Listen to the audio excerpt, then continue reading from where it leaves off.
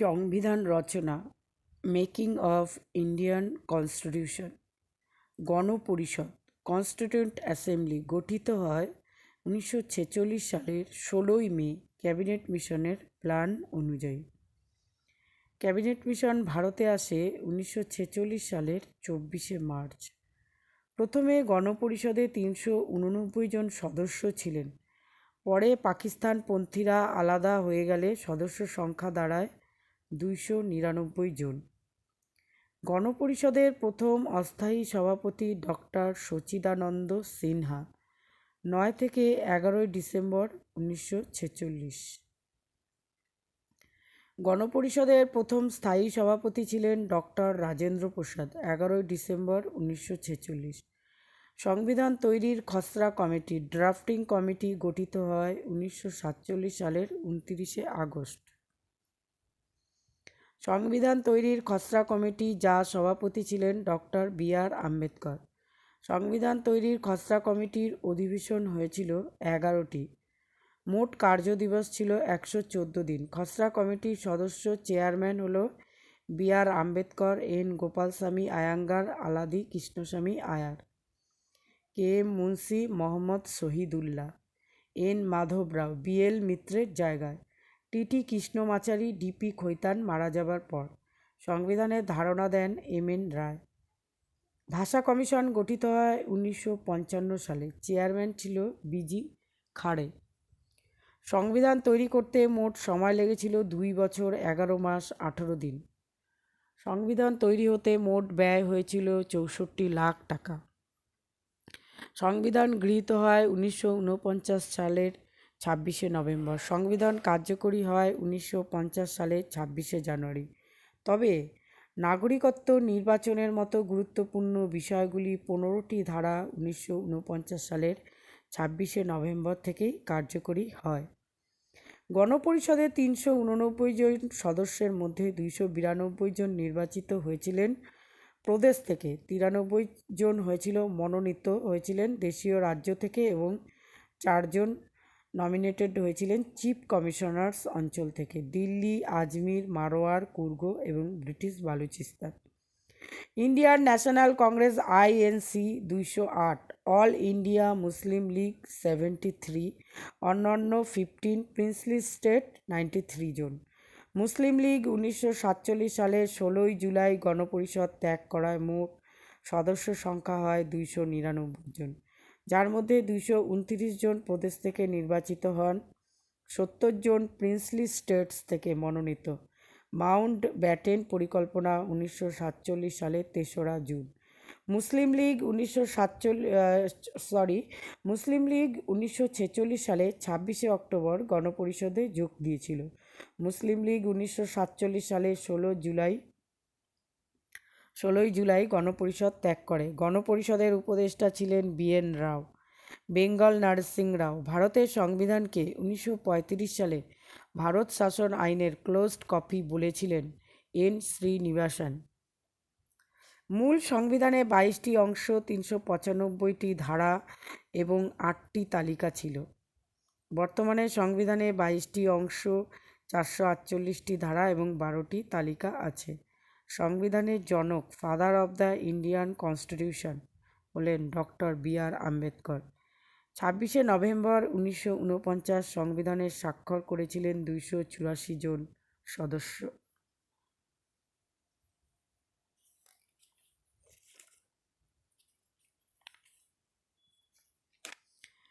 সংবিধানের বৈশিষ্ট্য ও উৎস এবং প্রস্তাবনা, main features of the Indian constitution. ভারতীয় সংবিধানের প্রধান প্রধান বৈশিষ্ট্য: বিশ্বের বৃহত্তম লিখিত সংবিধান। ভারতীয় সংবিধান বিস্তারিতভাবে লিখিত। অন্যান্য দেশের লিখিত সংবিধানের তুলনায় এই সংবিধান আয়তনে বড় এবং বিষয়বহুল। মোট 395টি ধারা বা আর্টিকেলস, বহু উপধারা, ক্লজেস এবং 8টি তালিকা শিডিউল নিয়ে ভারতীয় সংবিধানের সৃষ্টি।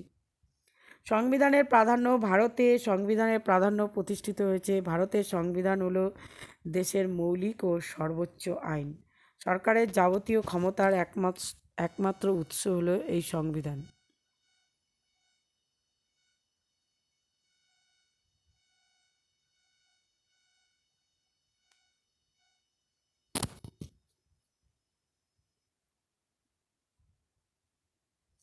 সংবিধানে একটা প্রস্তাবনা আছে। প্রস্তাবনা হলো ভারতীয় সংবিধানের একটা গুরুত্বপূর্ণ বৈশিষ্ট্য। মার্কিন সংবিধানের মার্কিন আহ,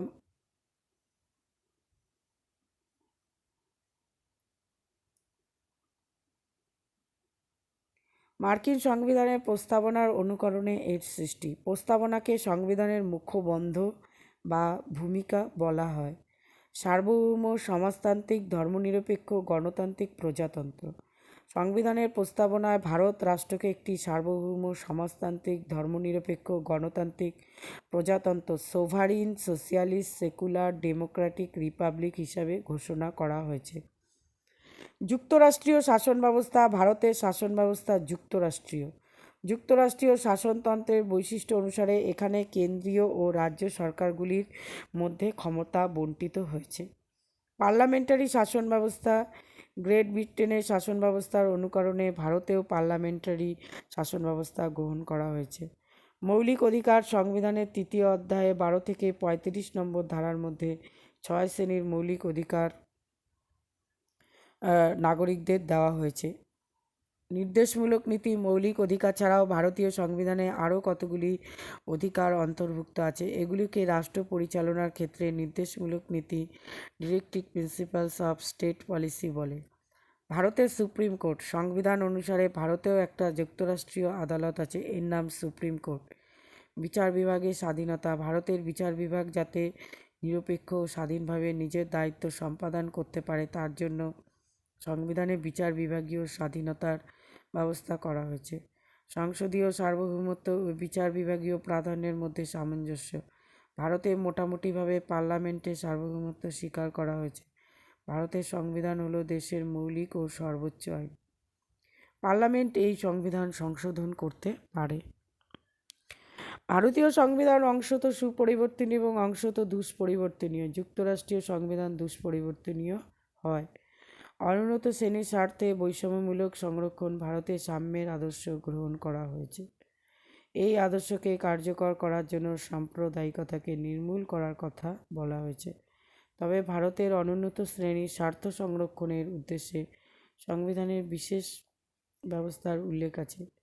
এক নাগরিকত্ব। ভারতীয় সংবিধানে নাগরিকদের এক নাগরিকত্ব স্বীকার করা হয়েছে। যুক্তরাষ্ট্রীয় ব্যবস্থার রীতিমাফিক দ্বি-নাগরিকত্ব এখানে স্বীকৃত হয়নি। মৌলিক কর্তব্য। ভারতীয় সংবিধানে নাগরিকদের কতগুলি মৌলিক কর্তব্যের উল্লেখ আছে? উত্তর হবে 11টি।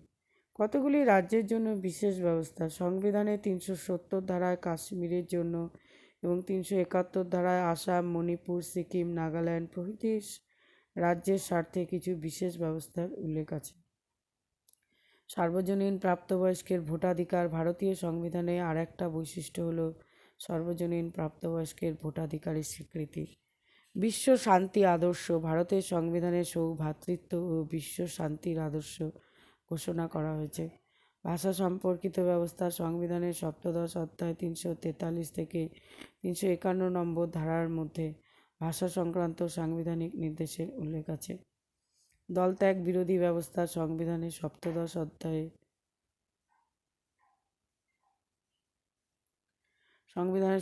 অধ্যায়ে 343 থেকে 351 নম্বর ধারার মধ্যে ভাষা সংক্রান্ত সাংবিধানিক নির্দেশের উল্লেখ আছে। দলত্যাগ বিরোধী ব্যবস্থা। 1985 সালে 52তম সংবিধান সংশোধনী আইনের মাধ্যমে দলত্যাগ বিরোধী ব্যবস্থা গ্রহণ করা হয়েছে। Important sources of Indian constitution. সংবিধানের বিভিন্ন অংশ কোনো কোনো দেশের সংবিধান থেকে নেওয়া হয়েছে। আমেরিকা, ইউএসএ প্রস্তাবনা, লিখিত সংবিধান, উপরাষ্ট্রপতি, মৌলিক অধিকার, সুপ্রিম কোর্ট ও বিচার ব্যবস্থা, provision of states, removal of জাজ, জুডিশিয়াল রিভিউ 137 ধারা। ব্রিটেন, ইউকে, মন্ত্রিপরিষদ, সংসদীয় শাসন ব্যবস্থা, প্রধানমন্ত্রী, দ্বিকক্ষ বিশিষ্ট সংসদ। নিম্নকক্ষ অধিকতর শক্তিশালী। এক নাগরিকত্ব। রাষ্ট্রপতি, স্পিকার, লোকসভার স্বাধীন নির্বাচন, কমিশন, জনস্বার্থ মামলা, আইনি শাসন, rule of law, Soviet Russia. মৌলিক কর্তব্য, পঞ্চবার্ষিকী পরিকল্পনা। অস্ট্রেলিয়া, যৌথ তালিকা, প্রস্তাবনার ভাষা, কেন্দ্র রাজ্য সম্পর্ক, বাণিজ্যের ক্ষেত্র। জাপান সুপ্রিম কোর্টের গঠন, দক্ষিণ আফ্রিকা সংবিধান সংশোধন পদ্ধতি। কনস্টিটিউশনাল অ্যামেন্ডমেন্ট, কানাডা যুক্তরাষ্ট্রীয় শাসন ব্যবস্থা, কেন্দ্রীয় প্রবণতার আধিক্য, কেন্দ্র ও রাজ্যের মধ্যে ক্ষমতার বন্টন, আয়ারল্যান্ড নির্দেশমূলক নীতি, রাষ্ট্রপতি নির্বাচন, রাজ্যসভায় রাষ্ট্রপতির কর্তৃক সদস্য মনোনয়ন। ফ্রান্স প্রজাতন্ত্র, রিপাবলিক ও সাম্য ইকুয়ালিটি শব্দ দুটি নেওয়া হয়। ভারতের সংবিধান আধা যুক্তরাষ্ট্রীয় প্রকৃতির, কোয়াসি ফেডারাল। জার্মানি জরুরি অবস্থায় মৌলিক অধিকার বাতিল। প্রিয়াম্বেল প্রস্তাবনা। We the people of India having সোলেম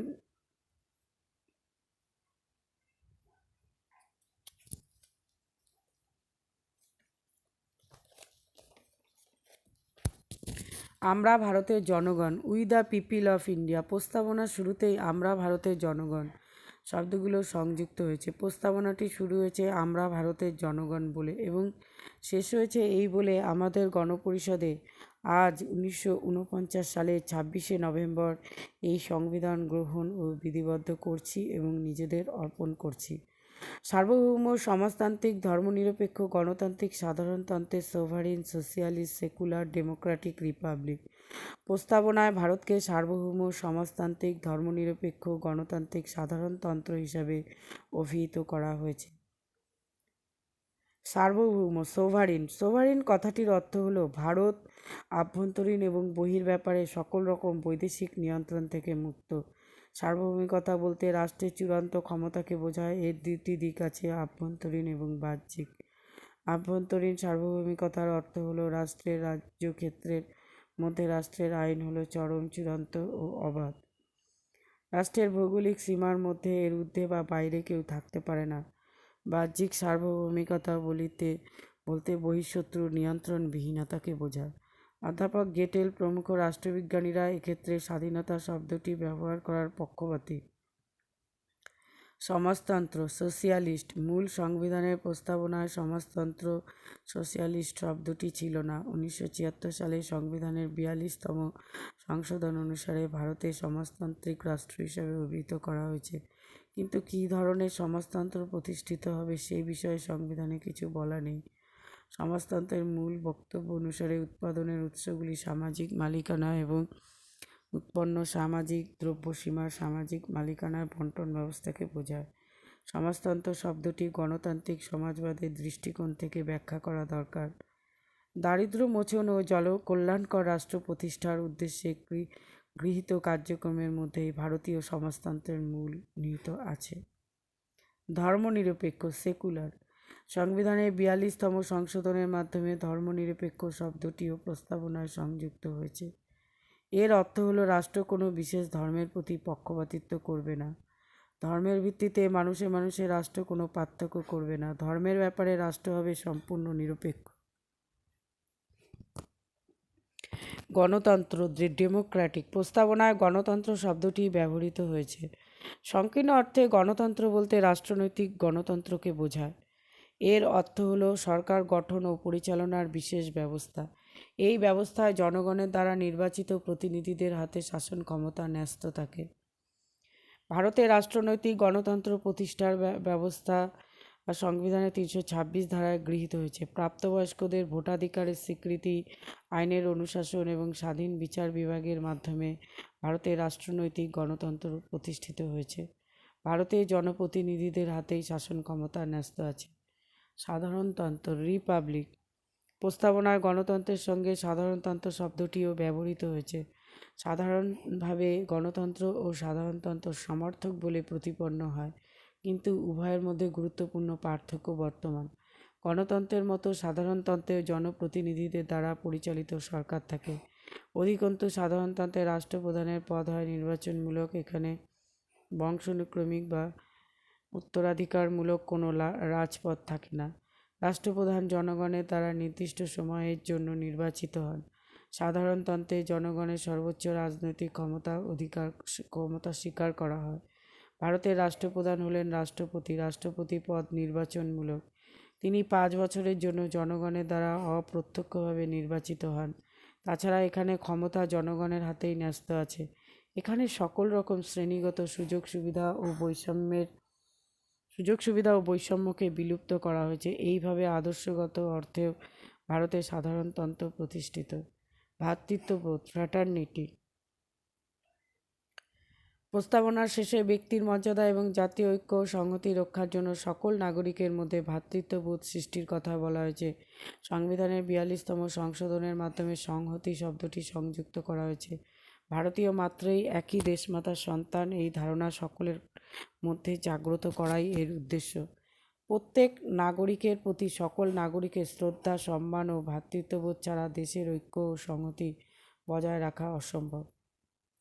প্রস্তাবনার রচয়িতা জওহরলাল নেহরু, নেওয়া হয়েছে আমেরিকার সংবিধান থেকে। ভাষা হচ্ছে অস্ট্রেলিয়া সংবিধানের অনুকরণে। Language of the preamble. প্রস্তাবনাকে পলিটিক্যাল হরোস্কোপ বলেছেন K M Munshi. Sovereign, socialist, secular, democratic republic. Identity card of the constitution বলেছেন N A Palkhivala. Key to the constitution বলেছেন Ernest Barker. Soul of the constitution বলেছেন ঠাকুরদাস ভার্ভা। প্রস্তাবনায় বলা হয়েছে ভারত একটা সার্বভৌম সমাজতান্ত্রিক ধর্মনিরপেক্ষ গণতান্ত্রিক সাধারণতন্ত্র। প্রসঙ্গত উল্লেখ করা যায় সমাজতান্ত্রিক ও ধর্মনিরপেক্ষ শব্দ দুটি প্রস্তাবনায় 1976 সালে 42তম সংবিধান সংশোধনীতে যুক্ত হয়। সার্বভৌম দেশের আভ্যন্তরীণ ও বহির্বিষয়ে বৈদেশিক শক্তি হস্তক্ষেপ করবে না। সমাজতান্ত্রিক দেশের বৃদ্ধি ও উন্নয়নের সুবিধা সমাজের সর্বস্তরে সুষমভাবে বণ্টিত হবে। ধর্মনিরপেক্ষ, সেকুলার। রাষ্ট্রের নিজস্ব কোনো ধর্ম থাকবে না। রাষ্ট্র কোনো ধর্মের পৃষ্ঠপোষকতা করবে না। ধর্মের ভিত্তিতে রাষ্ট্র কোনো নাগরিককে কোনো প্রকার সুযোগ সুবিধা থেকে বঞ্চিত করবে না। 1973 সালে কেশবানন্দ ভারতী বনাম কেরল রাজ্য মামলায় সুপ্রিম কোর্ট মন্তব্য করেছেন যে প্রস্তাবনার মূল কাঠামো পরিবর্তন করা যাবে না। Basic feature theory. প্রস্তাবনা সংশোধিত হয়েছে একবার মাত্র, 1976 সালে 42তম সংবিধান সংশোধনী। প্রস্তাবনা সংবিধানেরই একটা অংশ, কিন্তু আইনের দ্বারা বলবৎযোগ্য নয়। Not enforceable by law. গণতান্ত্রিক জনগণের দ্বারা নির্বাচিত প্রতিনিধিদের হাতে শাসন ব্যবস্থা ন্যস্ত থাকে। সাধারণতন্ত্র দেশের প্রধান জনগণের দ্বারা নির্বাচিত হবেন, অর্থাৎ রাষ্ট্রপ্রধানের পদ নির্বাচনমূলক, বংশানুক্রমিক বা উত্তরাধিকারমূলক নয়। ইন্টিগ্রিটি, ফ্র্যাটার্নিটি, সোশ্যালিজম নেওয়া হয়েছে ফ্রান্সের সংবিধান থেকে।